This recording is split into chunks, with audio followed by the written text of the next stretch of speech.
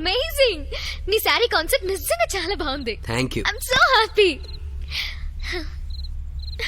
చూస్తుంటే నన్ను నేనే గుర్తుపట్టలేకపోతున్నాను. ఏ ఇది మరీ టూ మచ్. ఏ no no really I'm serious. చాలా బాగుంది దీపు. Thanks to you. ఇంకేంటి? రేపు నేను యుఎస్ బయలుదేరుతున్నాను. తెలుసు. నాకు నిద్ర వస్తుంది, వెళ్ళి పడుకోనా? Good night. Maitri, take care. Thank you. Good night.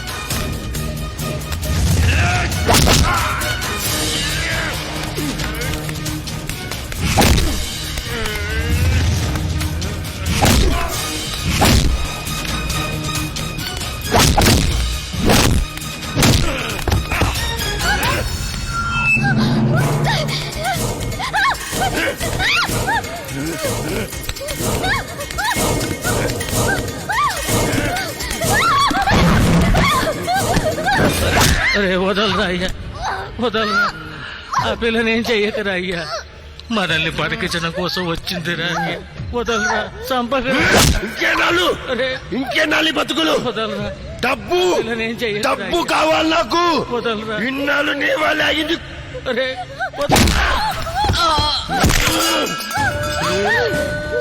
చంపేస్తుంది.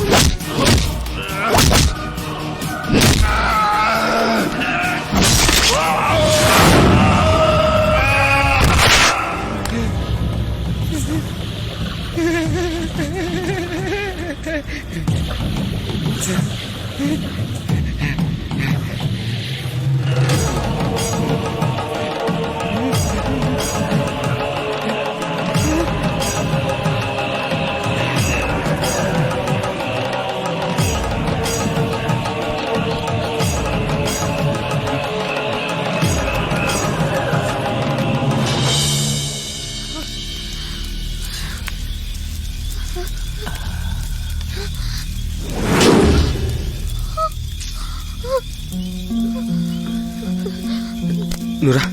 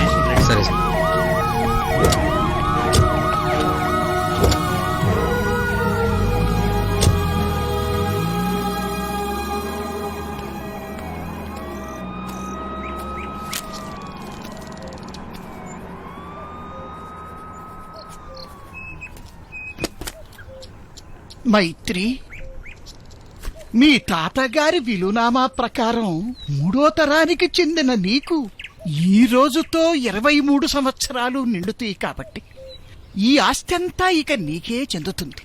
జాగ్రత్తగా చూసుకోమ్మా.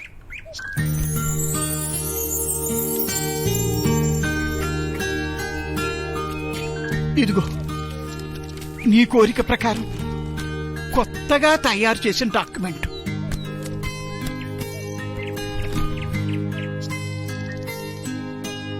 సంతకం పెట్టి మేజిస్ట్రేట్ గారికి అందజేయమ్మా.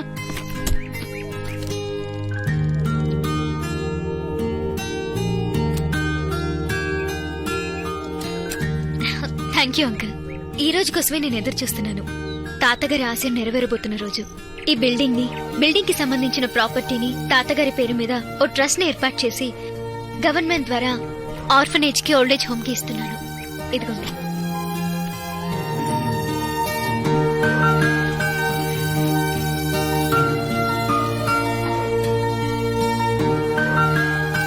Okay, everything is perfect. Thank you sir. అంతేకాకుండా ఎంతో కాలంగా మా కుటుంబాన్ని, ఆ తర్వాత ఈ బిల్డింగ్ ని, మిగతా ప్రాపర్టీని జాగ్రత్తగా చూసుకుంటున్న రంగయ్య తాతని శాశ్వతంగా కేర్ టేకర్ గా నియమిస్తున్నాను. నేను ఇండియా వచ్చిన పని పూర్తయింది. మీ అందరి దగ్గర సెలవు తీసుకుంటూ అమెరికా బయలుదేరుతున్నాను. Thank you one and all. Thank you very much. May God bless.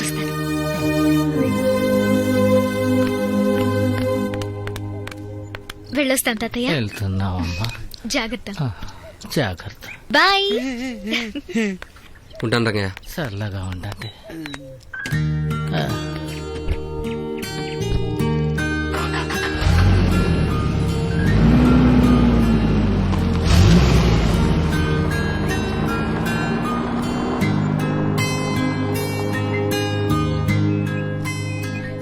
నువ్వు ఉండయ్యా, నేనున్నాగా.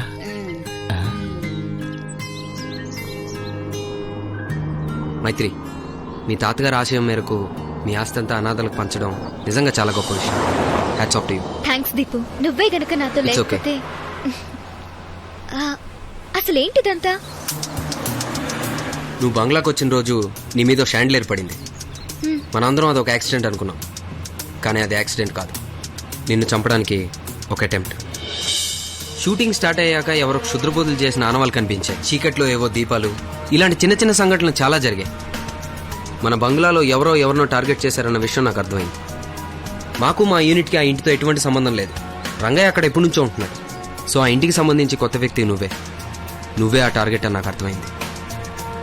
మా కాస్ట్యూమర్ చనిపోవడానికి కారణం చీకట్లో దేన్నో చూసి సడన్ గా భయపడి హార్ట్అటాక్ రావడం వల్లని పోస్ట్మార్టం రిపోర్ట్లో తెలిసింది. షూటింగ్ అయిపోయాక అందరితో పాటు వెళ్ళిపోయినట్టే వెళ్ళిపోయి దూరం నుంచి నేను ప్రొటెక్ట్ చేద్దాం అనుకున్నాను, కానీ అందరి ముందు నువ్వే ఉండిపోమన్నా. ఒకసారి సిటీకి తీసుకెళ్ళావే, ఆ లాయర్ దగ్గరికి నేను ఇంకోసారి వెళ్ళాను.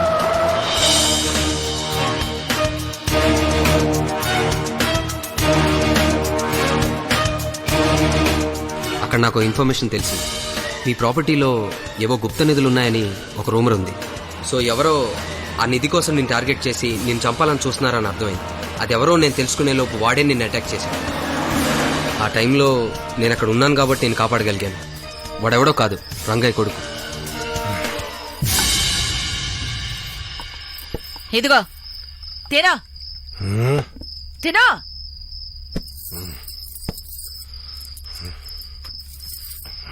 దాని తర్వాత అసలు ఏం జరుగుతుందో తెలుసుకోవడానికి చాలా ట్రై చేశాను. అన్ని రకాలుగా ఆలోచించాను.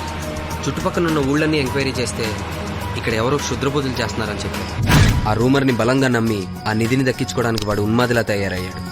మీ తాతగారు రాసిన వీలునామా ప్రకారం నీకు 23 ఏళ్ళు వచ్చాక ఆ ప్రాపర్టీ నీ చేతికి వస్తుందని వాడికి తెలిసింది. ఆ సంగతి తెలుసుకుని ఆ రోజు ముందే నేను చంపేద్దాం అనుకున్నాడు. నువ్వు రాకముందు ఆర్కియాలజీ డిపార్ట్మెంట్ నుంచి ఒక అమ్మాయి వచ్చింది. ఆ అమ్మాయి నువ్వు అనుకుని ఆ అమ్మాయిని బంధించాడు. ఆ అమ్మాయి పారిపోతే చంపేశాడు.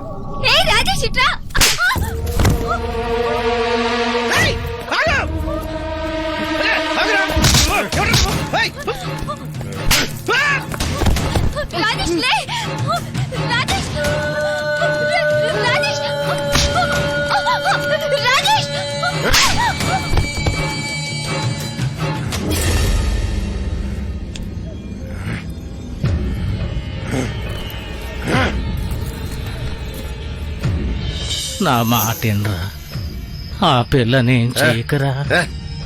ఆ అమ్మాయి మంచి పని చేయటం కోసం వచ్చిందిరా అటువంటి పిల్లని ఎల్లు నాయన ఎల్లు బా అయ్యా నా మాటినరా అయ్యా. పర్సన్ చేద్దాం అర్థమైతలే పో కర్మ కర్మ పాపం తనతో పాటు వచ్చిన తన ఫ్రెండ్కి ఆ స్ట్రగుల్లో తలకి దెబ్బ తగిలి పిచ్చోడైపోయాడు.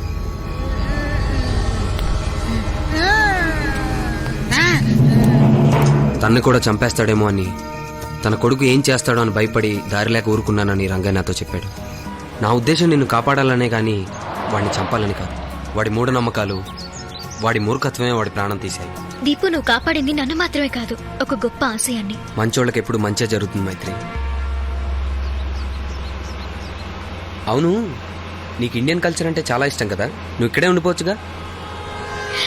నువ్వు కూడా నాతో పాటు యుఎస్ వస్తే అప్పుడు నీ ఆల్బమ్ ని అక్కడ కూడా రిలీజ్ చేసి అక్కడి వాళ్ళకి ఇక్కడ కల్చర్ గురించి గొప్పగా చెప్పొచ్చుగా. చూద్దాం. ఎప్పుడు మళ్ళీ ఎప్పుడు కలుస్తామో మనం.